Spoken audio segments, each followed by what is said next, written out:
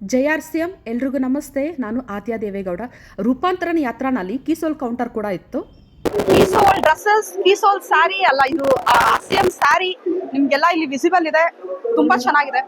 ಹಾಗೆಯೇ ಕೀಸೋಲ್ ಪ್ರಾಡಕ್ಟ್ಗಳ ಬಗ್ಗೆ ನಮಗಿಲ್ಲಿ ಡೆಮೋ ಕೂಡ ತೋರಿಸ್ತಾ ಇದ್ರು. ಕೀಸೋಲ್ನಲ್ಲಿ ನಿಮ್ಗೆ ಏನಾದರೂ ಡೌಟ್ ಇದ್ದರೆ ಅಥವಾ ಅಪ್ಕಮಿಂಗ್ ಪ್ರಾಡಕ್ಟ್ ಯಾವುದ್ಯಾವ್ದು ಲಾಂಚ್ ಆಗ್ತಿದೆ ಅದನ್ನು ಹೇಗೆ ಯೂಸ್ ಮಾಡಬೇಕು ಅದೆಲ್ಲನೂ ಕೂಡ ಈ ಕೌಂಟರ್ನಲ್ಲಿ ನಮಗೆ ತೋರಿಸ್ತಾ ಇದ್ರು.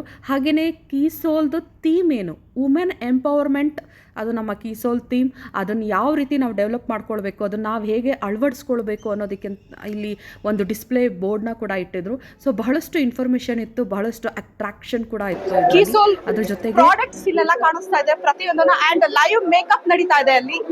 ನಮ್ಮ ಕೀಸೋಲ್ ಟ್ರೈನರ್ ದಿವ್ಯಾ ಮೇಡಮ್ ಇದ್ದಾರೆ. Madam, Divya madam, hi, I am fine ma'am, how are you? ಜೈ ಕೀಸೋಲ್. ಲೈವ್ ಮೇಕಪ್ ನ ಮಾಡ್ತಾ ಇದ್ದಾರೆ.